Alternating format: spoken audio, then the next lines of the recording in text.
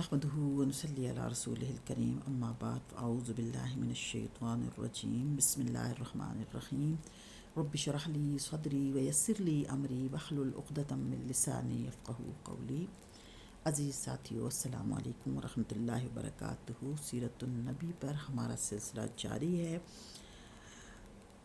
ہم دیکھ رہے تھے اس میں کہ جو پچھلے سبق میں ہم جہاں پہنچے کہ حضرت ابو طالب کے پاس آئے اور انہوں نے شکایت کی کافروں نے، مشرکین نے، کہ تمہارا بھتیجا جو ہے وہ ہمارے معبودوں کو برا کہہ رہا ہے۔ یہ اس صورت میں ہم دو جماعتوں کے درمیان مطلب کہ ایسی لڑائی ہوگی کہ دونوں میں سے ایک ختم ہو جائے گی۔ یہاں سے اندازہ کر لیجئے کہ دین اسلام کی مخالفت کا، کافروں کی دین اسلام کی مخالفت کا اندازہ کر لیجئے، اور پھر دین اسلام کا آگے پھیلنا، اور اللہ سبحانہ وتعالیٰ کی جس کو حمایت حاصل ہو اس کا کامیاب ہونا دیکھیے۔ یعنی کہ یہ ایک زمانے سے چلی آ رہی ہے چیز۔ جب آپ دنیا میں تشریف لائے اس وقت سے سلسلہ ہے، بلکہ اس سے پہلے سے ہے۔ تو ہم یہاں پہنچے تھے، اب ہم آگے آ جاتے ہیں۔ توجہ دیجیے، قریش تو یہ کہہ کر چلے گئے، ابو طالب پریشان ہو گئے۔ وہ اپنی قوم کے غصے سے اچھی طرح واقف تھے۔ دوسری طرف وہ اس بات کو پسند نہیں کرتے تھے کہ کوئی بھی شخص حضور کریم صلی اللہ علیہ وسلم کو رسوا کرنے کی کوشش کرے۔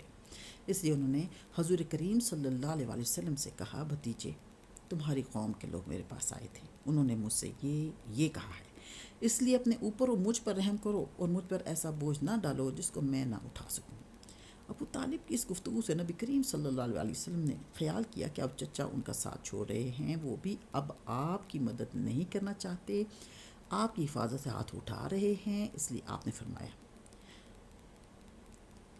نے فرمایا چچا جان، اللہ کی قسم اگر یہ لوگ میرے دائیں ہاتھ پر سورج اور بائیں ہاتھ پر چاند رکھ دیں اور یہ کہیں کہ میں اس کام کو چھوڑ دوں تو بھی میں ہرگز اسے نہیں چھوڑوں گا، یہاں تک کہ خود اللہ تعالیٰ اس کو ظاہر فرما دیں۔ یہ کہتے ہوئے آپ کی آواز بھر آ گئی، آپ کی آنکھوں میں آنسو آ گئے، پھر آپ اٹھ کر جانے لگے۔ لیکن اسی وقت ابو طالب نے آپ کو پکارا، بھتیجے ادھر آؤ۔ آپ اس کی طرف مڑے تو انہوں نے کہا، جاؤ بھتیجے، جو دل چاہے کہو، آپ اللہ کی قسم میں تمہیں کسی حال میں نہیں چھوڑوں گا۔ جب قریش کو اندازہ ہو گیا کہ ابو طالب آپ کا ساتھ چھوڑنے پر تیار نہیں ہیں تو وہ عمارہ بن ولید کو ساتھ لے کر ابو طالب کے پاس آئے اور بولے، ابو طالب، یہ عمارہ بن ولید ہے، قریش کا سب سے زیادہ بہادر، طاقتور اور سب سے زیادہ حسین نوجوان ہے۔ تم اسے لے کر اپنا بیٹا بنا لو اور اس کے بدلے میں اپنے بھتیجے کو ہمارے حوالے کر دو، اس لیے کہ وہ تمہارے اور تمہارے باپ دادا کے دین کے خلاف جا رہا ہے۔ اس نے تمہاری قوم نے پھوٹ ڈال دی ہے اور ان کی عقلیں خراب کر دی ہیں۔ تم اسے ہمارے حوالے کر دو تاکہ ہم اسے قتل کر دیں۔ انسان کے بدلے میں ہم تمہیں انسان دے رہے ہیں۔ قریش کی یہ بیہودہ تجویز سن کر ابو طالب نے کہا، اللہ کی قسم ہرگز نہیں ہو سکتا۔ کیا تم یہ سمجھتے ہو کہ کوئی اونٹنی اپنے بچے کو چھوڑ کر کسی دوسرے بچے کی آرزو مند ہو سکتی ہے؟ ان کا جواب سن کر مطعم بن عدی نے کہا، ابو طالب، تمہاری قوم نے تمہارے ساتھ انصاف کا معاملہ کیا ہے اور جو بات تمہیں ناپسند ہے اسے چھٹکارے کے لیے کوشش کی ہے۔ اب میں نہیں سمجھتا کہ اس کے بعد تم ان کی کوئی اور پیشکش قبول کرو گے۔ جواب میں ابو طالب بولے، اللہ کی قسم انہوں نے میرے ساتھ انصاف نہیں کیا ہے، بلکہ تم سب نے مل کر مجھے رسوا کرنے اور میرے خلاف گٹھ جوڑ کرنے کے لیے یہ سب کچھ کیا ہے، اس لیے اب جو تمہارے دل میں آئے کر لو۔ بعد میں یہ شخص یعنی عمارہ بن ولید حبشہ میں کفر کی حالت میں مرا، اس پر جادو کر دیا گیا تھا۔ اس کے بعد یہ وحشت زدہ ہو کر جنگلوں اور گھاٹیوں میں مارا پھرا کرتا تھا۔ اسی طرح دوسرا شخص مطعم بن عدی بھی کفر کی حالت میں مرا۔ غرض جب ابو طالب نے قریش کی یہ پیشکش بھی ٹھکرا دی تو معاملہ حد درجے سنگین ہو گیا۔ دوسرے ابو طالب نے قریش کے خطرناک ارادوں کو بھانپ لیا۔ انہوں نے بنی ہاشم اور بنی عبد المطلب کو بلایا، ان سے درخواست کی کہ سب مل کر آپ کی حفاظت کریں، آپ کا بچاؤ کریں۔ ان کی بات سن کر سوائے ابو لہب کے سب تیار ہو گئے۔ ابو لہب نے ان کا ساتھ نہ دیا۔ یہ بدبخت سختی کرنے اور آپ کے خلاف آواز اٹھانے سے باز نہ آیا۔ اسی طرح جو لوگ آپ پر ایمان لائے تھے ان کی مخالفت میں بھی ابو لہب بھی سب سے پیش تھا۔ آپ کو اور آپ کے ساتھیوں کو تکالیف پہنچانے میں بھی یہ قریش سے بڑھ چڑھ کر تھا۔ آپ کو تکلیف پہنچانے کے سلسلے میں حضرت عباس رضی اللہ عنہ ایک واقعہ بیان کرتے ہیں۔ فرماتے ہیں ایک روز میں مسجد حرام میں تھا کہ ابو جہل وہاں آیا اور بولا میں خدا کی قسم کھا کر کہتا ہوں اگر میں محمد کو سجدہ کرتے ہوئے دیکھ لوں تو میں ان کی گردن مار دوں۔ حضرت عباس رضی اللہ تعالیٰ عنہ فرماتے ہیں یہ سن کر میں فوراً نبی کریم صلی اللہ علیہ وسلم کی طرف گیا اور آپ کو بتایا کہ ابو جہل کیا کہہ رہا ہے۔ نبی کریم صلی اللہ علیہ وسلم یہ سن کر غصے کی حالت میں باہر نکلے، تیز تیز چلتے مسجد الحرام میں داخل ہو گئے، یہاں تک کہ گزرتے وقت آپ کو دیوار کی رگڑ لگ گئی۔ اس وقت آپ سورۃ العلق کی آیت 1-2 پڑھ رہے تھے۔ ترجمہ: اے پیغمبر، آپ اپنے رب کا نام لے کر قرآن پڑھا کیجئے، وہ جس نے مخلوقات کو پیدا کیا، جس نے انہیں خون کے لوتھڑے سے پیدا کیا۔ تلاوت کرتے ہوئے آپ اس سورت کی آیت نمبر 6 تک پہنچ گئے۔ ترجمہ اس کا یہ: سچ مچ بے شک کافر آدمی حد سے نکل جاتا ہے، یہاں تک کہ آپ نے سورت کا آخری حصہ پڑھا جہاں سجدے کی آیت ہے، اور اس کے ساتھ ہی آپ سجدے میں گر گئے۔ سبحان اللہ۔ اسی وقت کسی نے ابو جہل سے کہا ابو الحکم، یہ محمد سجدے میں پڑے ہیں۔ یہ سنتے ہی ابو جہل فوراً آپ کی طرف بڑھا، آپ کے نزدیک پہنچا، لیکن پھر اچانک واپس آ گیا۔ لوگوں نے حیران ہو کر پوچھا ابو الحکم کیا ہوا؟ جواب میں اس نے اور زیادہ حیران ہو کر کہا جو میں دیکھ رہا ہوں کیا تمہیں وہ نظر نہیں آ رہا؟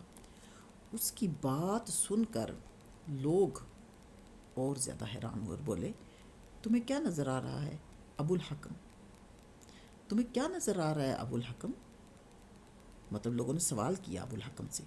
اس پر ابو جہل نے کہا مجھے اپنے اور ان کے درمیان آگ کی ایک خندق نظر آ رہی ہے۔ اسی طرح ایک دن ابو جہل نے کہا اے گروہ قریش، جیسا کہ تم دیکھ رہے ہو محمد تمہارے دین میں عیب ڈال رہا ہے، تمہارے معبودوں کو برا کہہ رہا ہے، تمہاری عقلوں کو خراب بتا رہا ہے اور تمہارے باپ داداؤں کو گالیاں دے رہا ہے۔ اس لیے میں خدا کے سامنے عہد کرتا ہوں کہ کل میں محمد کے لیے اتنا بڑا پتھر لے کر بیٹھوں گا جس کا بوجھ وہ برداشت نہیں کر سکیں گے۔ جو ہی وہ سجدے میں جائیں گے میں وہ پتھر ان کے سر پر دے ماروں گا۔ اس کے بعد تم لوگوں کو اختیار ہے، چاہو تو اس معاملے میں میری مدد کرنا اور مجھے پناہ دینا، چاہو تو مجھے دشمنوں کے حوالے کر دینا، پھر بنی عبد مناف میرا جو بھی حشر کریں۔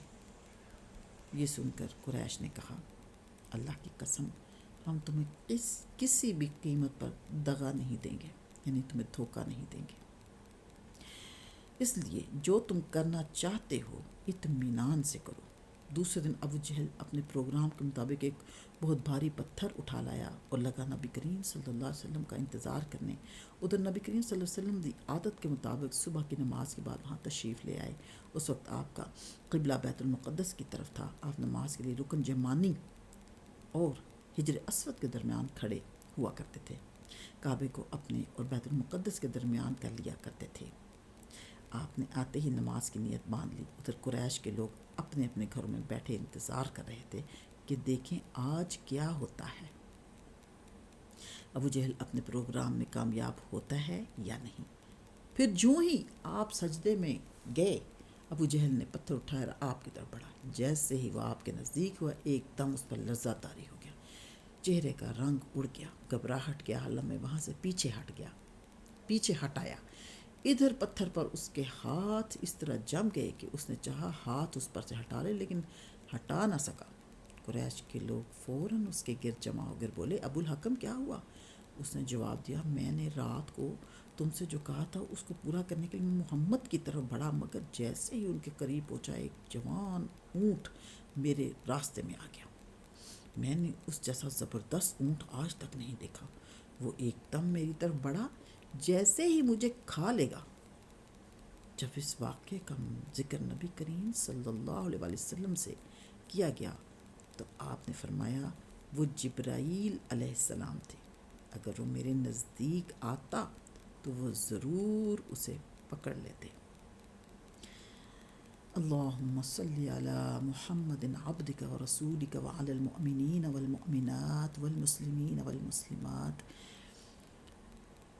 یہ ہے چیپٹر۔ اس میں ہم نے جو چیز جانی کہ نوٹ کریں کہ دین اسلام کی مخالفت میں کافر اور مشرک لوگ جو ہیں وہ آج بھی اتنے شدید ہیں اگر کہ ہیں، ورنہ تو ایسے بھی ہیں جو دین اسلام کو قبول کر رہے ہیں، باعمل بن کے زندگی گزار رہے ہیں، لیکن جہاں ان میں شدت ہے وہ آج بھی ایسے ہی ہیں۔ اللہ تعالیٰ ہدایت دے انسانوں کو، اللہ تعالیٰ سب کو مسلمانوں کو اپنی امان میں رکھے، اور آگے جانیں گے انشاءاللہ اللہ تعالیٰ اگلے چیپٹر میں کہ آپ صلی اللہ علیہ وسلم نے جو یہ بات بتائی کہ وہ جبرائیل علیہ السلام تھے، تو آگے جانیں گے کہ آگے کیا ہوا انشاءاللہ تعالیٰ۔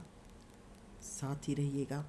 سبحان ربک رب العزت عما یصفون وسلام علی المرسلین والحمد للہ رب العالمین۔ آمین یا رب آمین۔